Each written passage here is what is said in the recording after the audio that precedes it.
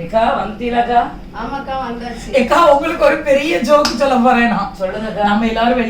நம்ம எல்லாரும் அன்னைக்கு வெளியே போயிருந்தோம்ல, அதுக்கப்புறம் நான் ஒரு ட்ரெஸ்ஸை இவி எடுத்திருந்தாவ, பிறகு அந்த ட்ரெஸ்ஸை மாத்த வேண்டியது இருந்துச்சு.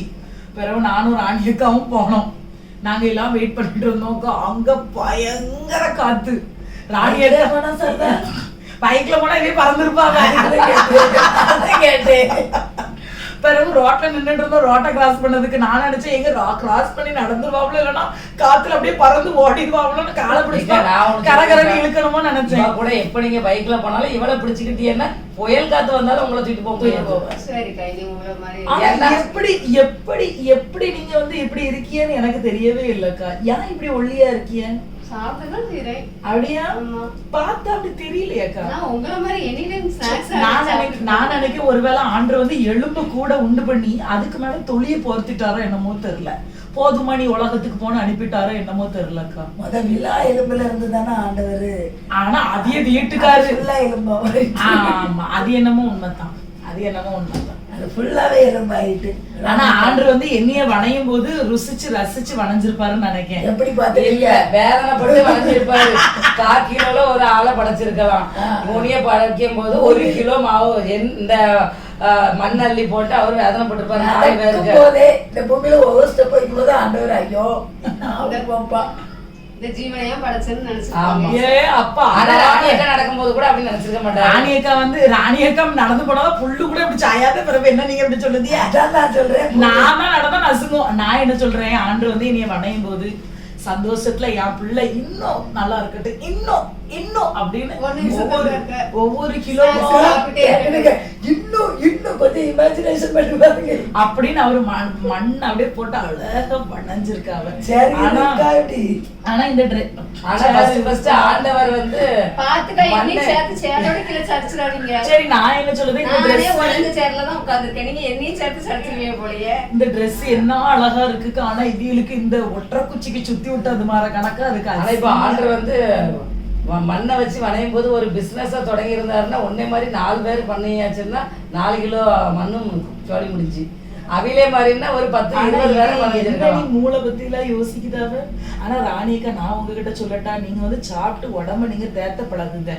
எப்படி சாப்பிடணும் அப்படின்றத நான் உங்களுக்கு சொல்லி தரேன் ராணியக்கா. நீங்க டெய்லி கிளாஸ்க்கு நீங்க சாப்பிட்டதெல்லாம் என்ன பாதி வீட்டுக்கு கொடுத்து விட்டுருங்க. சரியா? கரெக்ட் தான். இவதான் ஒரு ஓடுனியே 4 மணி நேரம் இருந்து ராவுவாவில பிறகு இவளுக்கு நான் எங்க இருந்து நான் சாப்பாடை கொண்டு வந்து தரேன். சரி, ஆனா ஆண்டர் ஒனிய படிச்சதுல ஆண்டருக்கு லாஸ் கொடுத்துதான் விடுங்கன்னு சொல்லியிருக்கேன். அதுக்கு முன்னாடி நமக்கே காணாது இல்லாம. சரி, ஒரு பிரச்சனை இல்ல ராணியக்கா.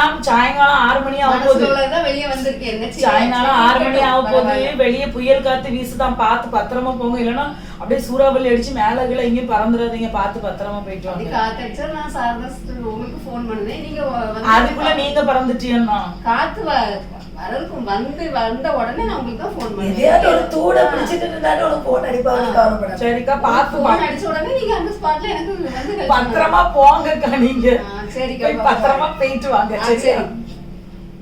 ஆனா அவில படைச்சதுல ஆண்டருக்கு லாபம், உங்களை படைச்சதுலதான் ஆண்டருக்கு நஷ்டம். ஆனா நான் ஒண்ணு உங்ககிட்ட சொல்லட்டாக்கா, அந்த ட்ரெஸ் என்ன அழகா இருக்கு, அவியலுக்கு என்ன அசிங்கமா இருக்கு பத்திலா. சீ, ஒல்லி அசிங்கமா. அன்னைக்கு சர்ச்சைக்கு ஒரு ட்ரெஸ் போட்டுட்டு வந்தாவக்கா. நான் நினைக்கேன் ஸ்மால் ட்ரெஸ் தான் வாங்கியிருப்பாவன்னு நினைக்கேன். அது சைட்ல ஃபிட் பண்ணியிருக்காவ. பாத்தீங்களா இல்லையாக்கா நீங்க? எப்போ நான் சர்ச்சுக்கு வந்தா நான் ட்ரெஸ் எல்லாம் பார்க்க மாட்டேன். நான் ஜோமான தான் சர்ச்சுக்கு நினைக்கேன் வெளியேன்னு. ஆனா இவளுக்கு பொறாமக்கா, நம்ம இவ்வளவு வண்ணத்துல இருக்கோமே.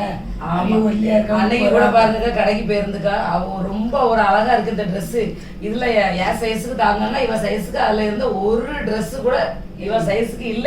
ஆமா ஆமா, நீங்க 2 பேரும் பார்க்கல. நீங்க பெரிய இந்த எலிசபெத் ராணி, இந்த அம்மா விக்டோரியா ராணி. போங்கம்மா. அவரு சொன்னாரு எப்படி சொன்னாலும் ஆமா, எப்படி சொன்னாலும் நான் ஜான்சி ராணி. அது உனக்கு தெரியுமா? அம்மா அலைதாளுவ.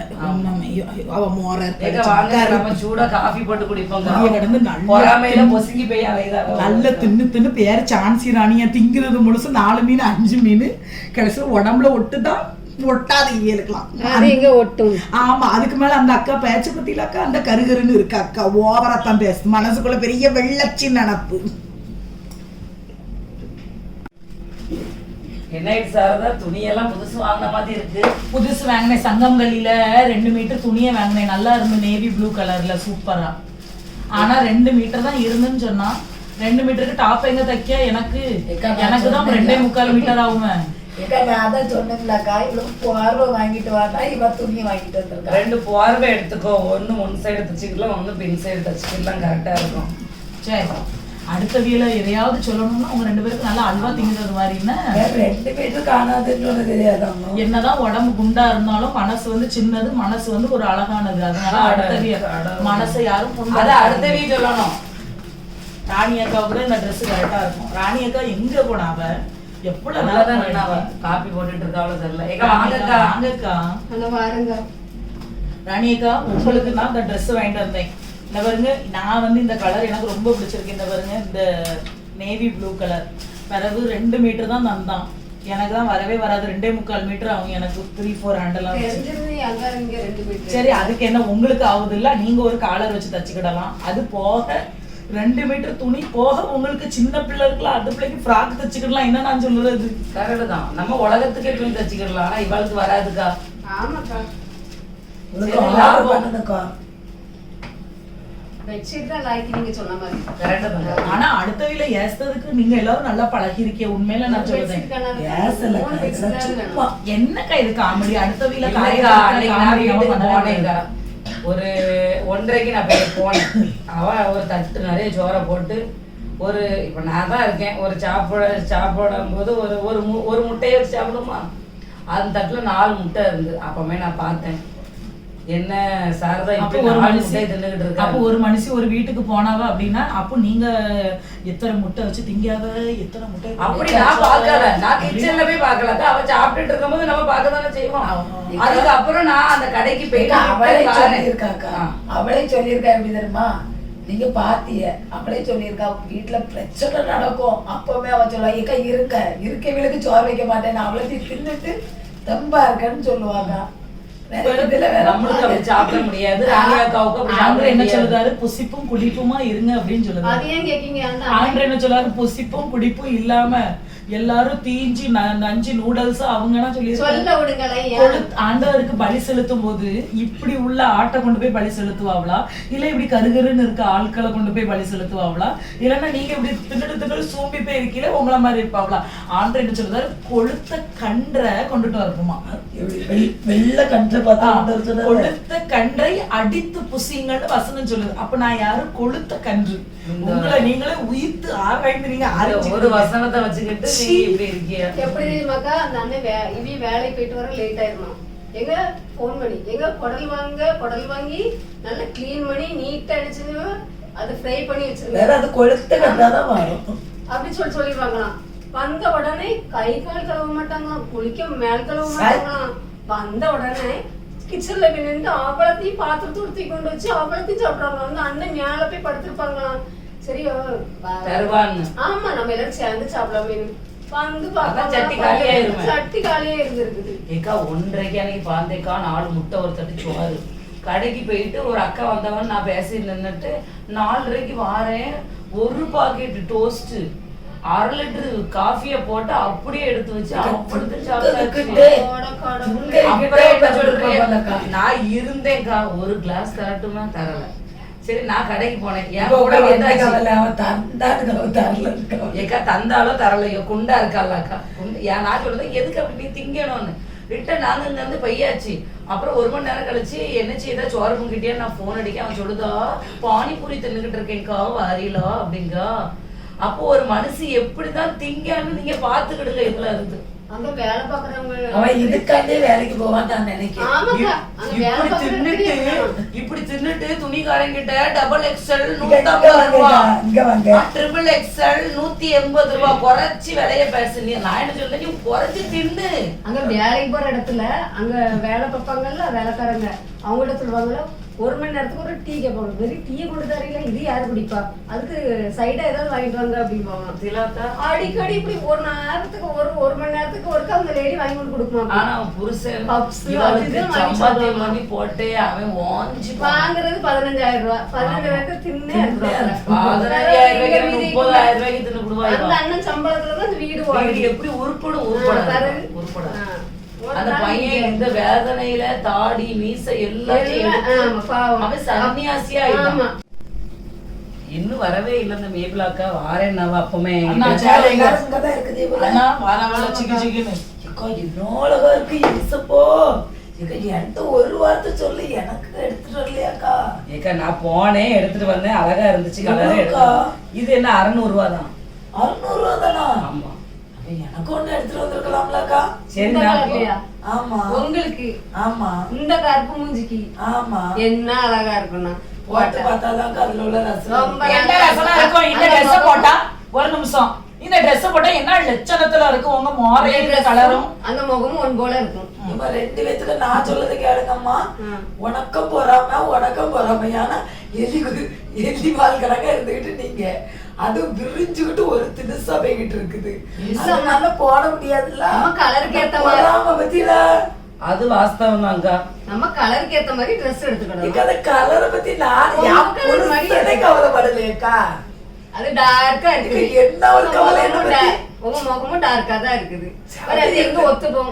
டார்க்க பார்த்து தாங்க எங்க வீட்டுக்காரர் என்ன கூட்டிட்டு வந்தாரு. ஏவலத்தை பாரு, அந்த ஆளுக்கு கண் பார்வை கொஞ்சம் கம்மியா அந்த இருக்கும். கண்ணு பின்னாடி இருக்கு ஆமா, அது என்ன மாதிரி ஆமா, அப்படியே தான் இருந்தது. புடுங்கி பெரத்த மாட்டாங்க. ஆனா எல்லாரும் சொல்லியிருக்காவ பொண்ணு ரொம்ப அழகா இருக்கும்னு சொல்லிருக்காவ. அந்த வந்து அண்ணன் போய் ஓகே சொல்லிட்டு வந்துட்டாவ.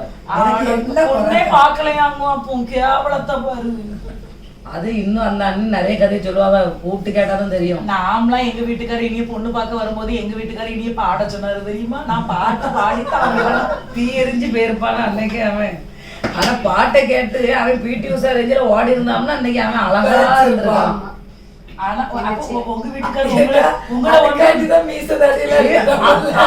ஏக்கா உங்களுக்கு தெரியாது, இவிய வீட்டுல இவியல பாக்க வரும்போது டான்ஸ் ஆட சொன்னாங்களாம். இவன் எழும்பி இப்படி செய்யையும் அவர் பயந்து ஓடிட்டாரு. வந்த ஒரு மாப்பிள்ள ஓடிட்டாராம். ஆமா, பியாயின்னு காத்துல மிதந்திருப்பாவே இது சுன்னுட்டு. அதுதானக்கா? வேற என்ன செய்ய? எல்லாரும் கதையை பத்தி பேசுனீங்க. அவியல கருப்புன்ட்டியாச்சு, என்னைய பார்த்து வண்ணாச்சு, இவியல பார்த்து காத்துல மிதக்குதாவா. மனசுக்குள்ள எலிசபெத் ராணின்னு உங்களுக்கு நினைப்போம். எலிசபெத் ராணி கிடையாது, ஜான்சி ராணி. ஜான்சி ராணினா நினைப்போம். நம்மளை விட அவிய ரொம்ப கலரா இருக்காவல்ல. அப்படியாமா? கலரு ஸ்லிம்மா இருக்காவல்ல, அந்த ஆணவத்துல. இவில விடையாம நான் ஸ்லிம்மா இருக்கேன். வேதனையை பாருங்க. அவில போல நீங்க ஸ்லிம்மா வந்தாக்கா ஆவனா கஷ்டம் தான்க்கா. பிறகு நான் என்ன நினைக்கேன், அவிய புருஷனுக்கு வந்து இப்பமே இப்படி இருக்காவ இந்த லட்சணத்துல. முதல்ல அவிய எப்படி இருந்திருப்பாவளோ யாருக்கு தெரியும். அண்ணே பாவம். இவைய இந்த கலரை காட்டிக்கிட்டு அண்ணனே பாவம் அப்பாவி. உங்களுக்கு தெரியுமா அவரு காலையில போயிட்டு சாயங்காலம் வேலைக்கு போயிட்டு வர்றாரு. என்னைய பார்த்து சொல்லிடுறது திங்கான்னு. இவியலுக்கு ஒரு 300-400 ரூபாய்க்கு மீனை வாங்கிட்டு வாங்க பாப்போம். பொறிங்க தின்னுகிட்டே இருப்பாவ. மீனை பொறிச்சு நான் நினைக்கேன் மீனை பொறிச்சு துறையாக்க போடுவாங்க. ஆண்டர் வந்து வளைகளை போட்டு பேதுருவா இழுக்க சொன்னாரு தெரியுமா? பேதுரு இடத்துல இவிய இருந்திருந்தான்னு வச்சுக்கிடுங்களா, அவ்வளவு மீனையும் பொறிச்சு நானே தின்னு. அது உண்மைதான். எனக்கு மீன் பிடிக்க நான் பொறிச்சு தருகிட்டே இருப்பேன். தெரியாது அது எல்லாமே உள்ள போய் தீஞ்சிருது. அது நல்ல உடம்பு இப்படி இருக்கு, தீ எரிஞ்ச உடம்பும் தீவனம் பிடிச்ச உடம்பும் இப்படி இருக்கு. இது எரிஞ்சு போன உடம்பு. அந்த அது என்னது ஏதோ ஒண்ணு எரிஞ்சு போகல மின்னல், அந்த எரிஞ்சு போனது. அதுக்கு நான் என்ன செய்ய முடியும்? 1 கிலோ மீன் வாங்கிட்டு வந்து இன்னைக்கும் 1 கிலோ மீன் வாங்கிட்டு வந்திருக்காங்க. வெள்ளை மீன் வாங்கிட்டு வந்தாங்களா இன்னைக்கு? மஞ்சப்பாறையும். உடம்பு நல்ல மனசு இல்லாதவங்களுக்கு உடம்புல பிடிக்காது. அது போல இதுக்கு இதுல நீங்க 4 பேர்த்த பார்த்தா உடம்புல பிடிக்கிறது இவியக்கா. எனக்கு இல்ல. நீங்க தின்னுகிட்டே இப்படி ஒரு கிளாஸ் உடம்பு வைக்காம இருந்துச்சுன்னா அது எப்படி? நல்ல உடம்புக்கு ஒண்ணுமே செய்யாதுக்கா. எங்களுக்கு வந்து ஹார்ட் அட்டாக்கா வந்திருக்கு. நாங்க வந்துடாமக்கா, சீக்கிரம் வந்துடும். சாப்பிடுறீங்களான்னு கொடுப்பாங்க பாத்துக்காங்க. ஆனா அவங்க சாப்பிடுறது கிடையாது, நானும் சாப்பிடுறது கிடையாது. இவங்க தான் நல்லா இருக்கான்னு லேசா பாருங்க அப்படின்னு சொல்லிட்டு அந்த டவ கொத்து கொடுத்துருவாங்க. கொடுத்துருவாங்க. ஆமா கையில இருக்கிறது அப்படியே வாங்கி இவங்களே சாப்பிடுறது. அப்ப இருக்கதே நீங்க சாப்பிட்டுட்டு போயிட்டீங்க. அன்னைக்கு சொன்னாவ சாரதாக்கா 4 முட்டை தினாம எனக்கு தரல. ஆமா. சரி போட்டுக்கா, நீ எனக்கு இந்த அடுத்த வீ கதையை பத்தி நான் பேச மாட்டேங்க. அடுத்த வீட்டுக்குள்ள உடம்பு எப்படி இருக்கு அதெல்லாம் நான் பேசி எனக்கு பழக்கமே கிடையாது. அதனால நான் வீட்டுக்கு போறேன்க்கா. எனக்கு வந்து ஆகாத சம்பாஷணை அது வந்து தேவையில்லை நமக்கு. பேசலாம் பேசிக்கிட்டு குண்டமா போற சைஸ பாரு. பாருங்கக்கா என்னெல்லாம் உலகத்துல யாருக்கு இல்லாம ஹார்ட் அட்டாக் வருது, இவளுக்கு வர மாட்டேங்குது. என்னெல்லாம் கதை விட்டாக்கா இவ்வளவு நேரம் இருந்தாவா? ஆமாக்கா எல்லாத்தையும் பத்தி தான் பேசிட்டு இருக்காவ, வேற என்ன செய்யல. நானும் வரமா நீங்க போட்டு நான் மட்டும் என்ன வாடகை கொடுக்கறதுக்கு அந்த இடத்துல இருக்கேன். நானும் போறேன். ஆமா ஆளுக்கு ஒண்ணா சொல்லிட்டு போய்கிட்டே இருக்க வேண்டியதான், வேற வேலையே இல்ல. எப்பப்பா என்ன கால் வலிக்கா எனக்கு. என்னாச்சு காலுக்கு என்னாச்சு? அக்கா இன்னைக்கு 2 மணி நேரம் கடந்து அழன்னு அலைஞ்சு மார்க்கெட் முழுசும் டயர்ட் ஆகி போனேன் நான். நானும் முட்டுக்கிட்டு வீங்கி போச்சு போல, அதனாலதான் கால் வலி. இல்ல செருப்பே கிடைக்க மாட்டேங்குக்கா எனக்கு. என் சைஸுக்கு செருப்பே கிடைக்கல. என்ன அலைஞ்சிருக்கேன். துணியும் கிடைக்க மாட்டேங்குது. வர செருப்பு இருந்தாலும் கூட உங்களுக்கு கிடைக்கும். அடுத்த வீல பத்தி பேசணும்னா நல்லா தான் உங்களுக்கு வாய் இதுல இருந்து இதுவரை நீளுது. ஏன் இப்ப உங்களுக்கு உண்மையை சொல்றேன். உங்க கூட்டாளி எங்க? யாரு வருவாங்க? அப்படியா? சரி ஒரு ஆளுக்கு செருப்பு கிடைக்கல அப்படின்னா நீங்க என்ன சொல்லணும்? ஏக்கா இந்த கடைக்கு போங்க, அந்த கடைக்கு போங்க, 2 செருப்பு கிடைக்கும்னு சொல்லணும். ஏக்கா நம்ம ஏரியால போனா 8ஆம் நம்பர் தான்க்கா லாஸ்ட் சைஸா இருக்கு. 9ஆம் நம்பர் போனாலே ஒவ்வொரு கடையில தான் இருக்குது. வேற உங்களுக்கு 12ஆம் நம்பரா இருக்கும். அது எங்க போட்டு 12ஆம் நம்பர்னா நான் என்ன ராட்சத குடும்பமா? எனக்கு 12ஆம் நம்பர் வருது. எனக்கு 10ஆம் நம்பர். ஏக்கா நீங்க உங்களை முத கண்ணால உங்க சைஸுக்கு இல்லையா இருக்கும். கால் புற இப்படி இருந்தாக்கி சொலவு மாதிரி. என்ன டென்ஷனா இருக்கு. என்ன செருப்பு தைப்பான் தெரியுமா? அவன்கிட்ட தான் போய் காலை போய் காட்டணையா அளவு பற்றிக்கு போனீங்கன்னா நல்லா அடிச்சுடுவாங்க இரும்புல செம்மையா. அவ சைஸுக்கு கரெக்டா இரும்பு அடிச்சுட்டு வந்துருவாரு. ஜென்மத்துக்கு தேவையே தெரியாது. நீங்க இவ்வளவு பேச்சு பேசல. உங்க பையன் சர்ச்சில முன்னால நின்று சங்கீதம் வச்சா என்ன லட்சணம். கண்ணாடியை போட்டுக்கிட்டு அசிங்கமா சோடா புட்டி கணக்கா ஊருண்ட எந்த காந்தி தாத்தாவை விட கேவலமா. நீ இப்ப என்ன பத்தி தானே பேசிட்டு இருந்தே. நீ என்ன பத்தி பேசும்போது நான் ஏதாச்சும் சொன்னேன்னா என் பிள்ளைய பத்தி எதுக்கு பேசுதியா? அதே மாதிரிதான் அடுத்த வீட்டுக்கு நீங்க உடம்ப பத்தி இவ ஒல்லியா இருக்கவே நான் ஒரு வார்த்தை பேசல. என் பிள்ளைய பத்தி பேசும்போது நான் எப்படி நீங்க மட்டும் என்ன லட்சணமா கருன்னு அண்ணங்காக்க ஒரு எலி கணங்க ஒண்ணு பெத்து வச்சிருக்கிய. சும்மா என் பிள்ளைய பத்தி பேசிக்கிட்டு இருக்கிறதுக்கு உங்களுக்கு ரைட்ஸ் யாரு கொடுத்தா? இப்ப என் பிள்ளைய பேச உங்களுக்கு யாரு செருப்பு எல்லாம் கிடைக்க உடனே பட்டறைக்கு போவோம். அங்க போ பட்டறைக்குள்ள தலையை வைன்ட்டு இவருக்கு இந்த தேவையில்லை. தலைவை இல்லன்னா வேற எங்க போட்டு தலைவை இவாட்டு எவன் பேசுவான்? ஆள் வளையும் மோரை வளையும் பாருங்களா. அவங்க சொன்ன மாதிரி உங்களுக்கு சொலவு மாதிரி கால் இருந்தா எங்கதான் கிடைக்கும் செருப்பு? சும்மா கிடையாது. அடுத்து உங்களே ஏசி விடுவேன். என்னங்க ஒரே சவுண்ட் போட்ட மாதிரி இருக்கு. ஆமா ஓவரத்தை பேசிட்டு போறா அந்த கருப்பி காக்காச்சி. என்ன பேச்சு பேசிட்டு போறா தெரியுமாக்கா உங்களுக்கு? ஒவ்வொரு கடையா அலைஞ்சாங்க பஜார் அலைஞ்சாங்க செருப்புக்கு. அதான் சொன்னேன் சொலவு மாதிரி காலை வச்சிருந்தா எங்கக்கா செருப்பு கிடைக்கும்? இந்த பாருங்க ஸ்லேட்ல எடுத்தது குச்சி கணக்கா இருக்கே ஒடிச்சு விடுவேன். ஒரு சைஸ் கிடைக்காது, அப்புறம் செருப்பு கிடைக்காது. ஏக்கா நீங்க வந்து யான் கூட தான் சேரணும். யாரு கூடன்னு கிடையாதுக்கா. நீங்க குண்டா இருக்கியா குண்டாம, ஒல்லியா இருக்கு ஒல்லியம்ம, அது கருப்பா இருக்கு கருப்பம்மா. இப்படி நான் பேர வச்சுக்கிட வேண்டியதானே. நம்ம என்ன அடுத்த வீட்டுக்கு பேர வைக்கிறதுக்கு இப்ப இந்த அக்கா இல்ல எழுப்பி இப்படி நான் என்ன சொல்றேன், அடுத்த வீல பத்தி பேர வைக்கிறதுக்கு உங்களுக்கு நல்ல சூப்பரா இருக்கும். அவிய கருப்பம்மா இவிய வெள்ளாம இவிய யாரையும் பத்தி பேசவே இல்லையோ. இல்ல எதுக்கு அப்படி நீங்க யாரையும் பத்தி பேசவே இல்லையோ. அடுத்த வீல பத்தி பேசுறதுக்கு நாக்கியா உள்ள இருந்துகிட்டு வாய்க்குள்ள இருந்துகிட்டு ஏன் நாட்டியம் ஆடுது. நான் நம்மனமன்னு வருது, உங்களுக்கு நம்மனமன்னு வருது. நான் தட்டுல வச்சு 4 முட்டையை வச்சு நான் திம்பேன். என் புருஷன் சம்பாதிக்க நான் திங்கேன். உன் வீட்டு வாசல் பட்டியா வந்தேம்மா? நான் இருக்கும் போது நீ தின்னதுதான் நான் சொன்னேன். என் வீட்டுக்குள்ள இருந்துகிட்டு இந்த சவடால் பேச்சு பேசிக்கிட்டு இருக்கப்படாது. 2 பேரும் எழுப்பி வீட்டை விட்டு வெளியே போயிருங்க. இனிமேல் எவ்வளவு வீட்டுக்கு பக்கத்துல காலை எடுத்து வச்சு காலை துண்டா நறுக்கி விடுவேன். 10ஆம் நம்பருக்கு அவன் தூக்கி போட்டிருக்கான். அளவு கிடைக்கல. உங்களுக்கு எங்க செருப்பு கிடைக்கும்? செருப்பு கிடைக்காது, ஒண்ணு கிடைக்காது. உங்க சைஸ்க்கு பாங்கதா. ஆமா பெரிய மனசுக்குள்ள பெரிய ஹீரோயின் நினைப்பு இவ்வளவுக்கு. வாங்கி தச்சு போட்டு அடங்க. சொல்லனாலும் நான் ஹீரோயின் தாண்டி. என்னடி குண்டாத்தி இப்ப ஹீரோயின் மூஞ்சும் மோரையும் கண்ணாடியில உடம்புதான் இப்படி பெருசு. ஆனா இருதயம் ஆண்டவர் கிட்ட இருக்கு. உங்களை மாதிரி ஆண்டவர் விட்டு தூரமா இல்ல. எவ்வளவு இனிமேல் வீட்டு பக்கத்துல வாங்க உங்க தலையை அறுத்து விடுவேன். அது ஆண்டவர்கிட்ட தான் கேட்கணும். என்னமோ இவ வந்து ஆண்டவர் கிட்ட போய் உட்கார்ந்து ரேஞ்சில பேசுதான். மித்த நேரமெல்லாம் இந்த அவிரேக்கா என்ன சவுண்ட் கேட்கணும் ஓடி வந்துருவா. இப்பெல்லாம் வரமாட்டா பெரிய இவா கணக்கா. சண்டை இவ்வளவு எல்லாம் சர்ச்சுக்கு போறாங்க. ஏன் போறாங்கன்னு எனக்கே தெரியல. மேபிலக்கா அந்த அண்ணன் உங்களுக்கு வெல்டிங் கடை தானே வச்சிருக்காங்க. அந்த சைஸுக்கு உங்க வீட்டுக்கு இந்த சோபா செட்ல உங்க அவ சப்பல போட என்னத்தையும் போடாக்கா. அவ பேச நம்ம எல்லாம் 4 பேரும் பேசணும். நம்மள பத்தி அந்த வாயை ஸ்டாப்லர் அடிச்சு விடுங்கக்கா. ஆமா அவ சப்பல எல்லாரும் என் வீட்டுக்கு வெளியே இருந்துகிட்டு சவுண்ட் சுடு தண்ணி காய்ச்சி மோரையில ஊத்தி விடுவேன். என் வீட்டுக்கு வெளியே இருந்து நான் பேசுறேன். எவகிட்ட கேட்கணும்? சுடு தண்ணி ஊத்துவா. எப்படி ஊத்துவா? சீ வளங்காதவன்.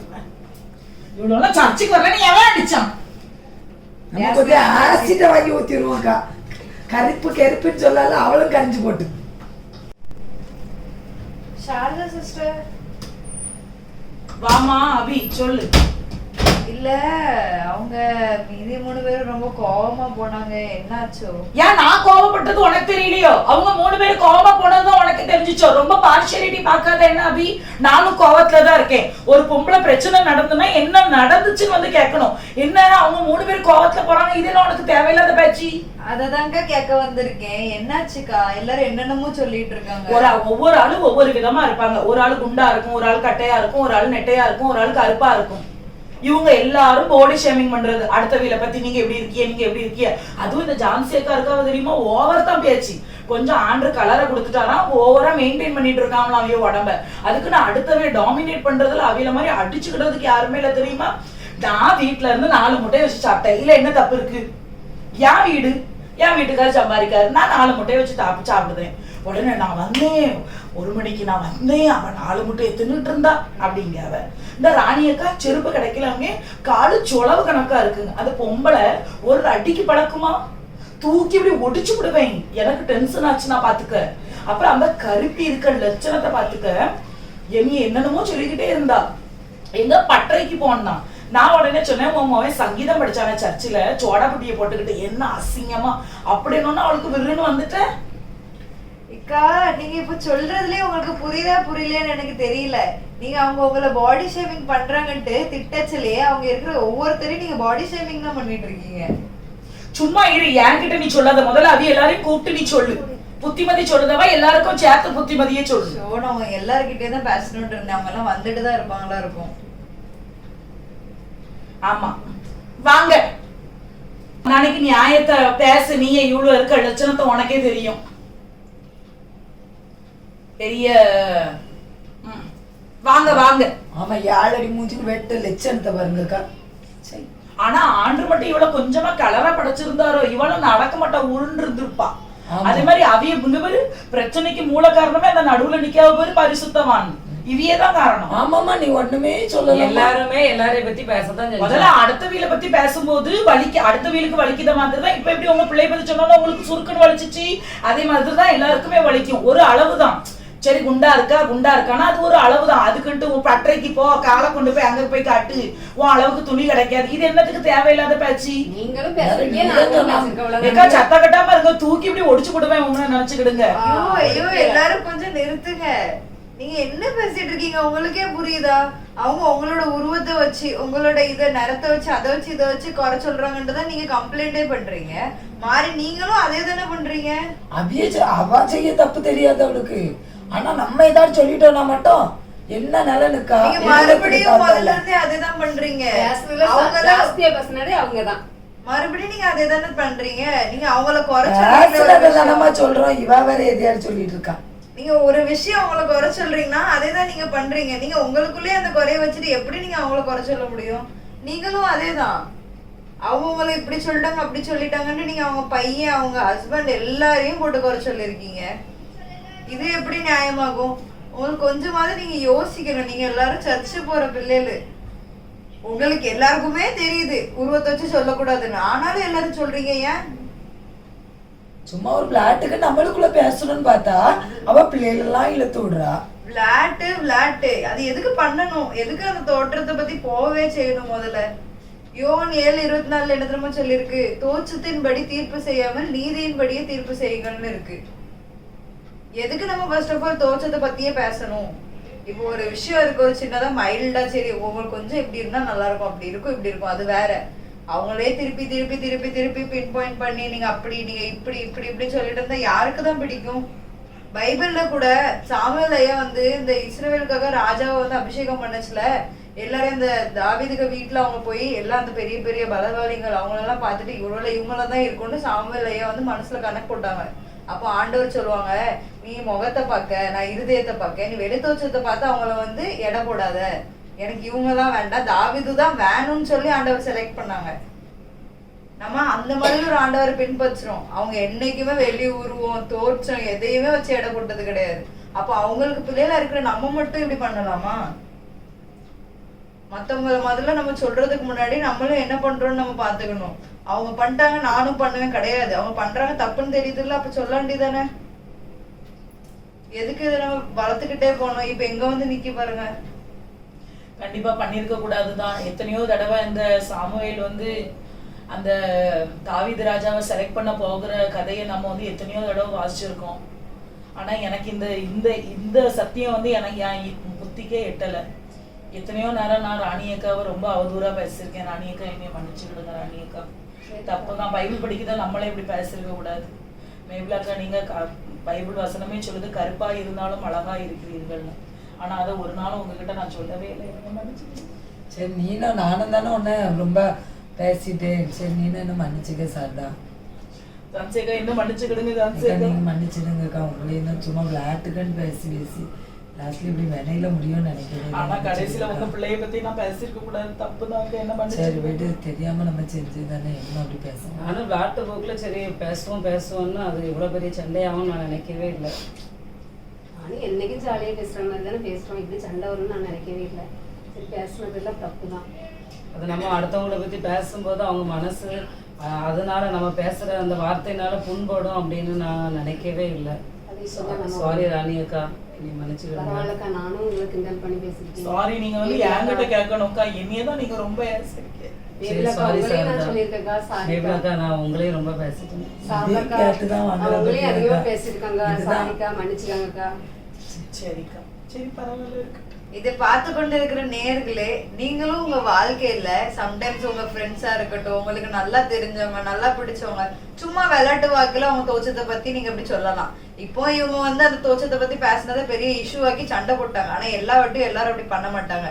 நீங்க உங்களே அறியாம எத்தனையோ பேரை ஹர்ட் பண்ணிட்டு இருக்கலாம். நம்ம பைபிள் படியுமே ஒருத்தர தோச்சத்தின் படி நம்ம வந்து தீர்ப்பு செய்யக்கூடாது. ஸோ நீங்களும் இந்த மாதிரி ஏதாவது பண்ணிட்டு இருந்தீங்கன்னா இனிமேல இருந்து அதை பண்ணாம இருக்கிறதுக்கு என்னெல்லாம் பண்ணலாம்னு ட்ரை பண்ணுங்க.